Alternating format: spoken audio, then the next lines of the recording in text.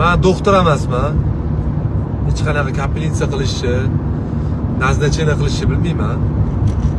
Lekin men ham shu aytganimdek, shu yo'ldan o'tgan insonman. Ya'ni qaram insonman. O'z qissamni qo'shkim keldi. Hozirgi kunda haqiqatdan ham bu muammo global bo'lib turibdi. Juda ham ko'paysa ko'payyaptiki, kamayish darajasi kam. Lekin chiqib ketayotganlar bor bu yo'ldan. Shu asosiy sabablarini qilib, to'g'ri ko'p ishlayotganlar, mutaxassislar, adiktologlar marhamat murojaat qilinglar. Chiqish yo'lini ko'rsataman. Tushuntiraman, yordam beraman. Men o'zim qayta tiklash markazida ishlayman. Aytadi-yu, hali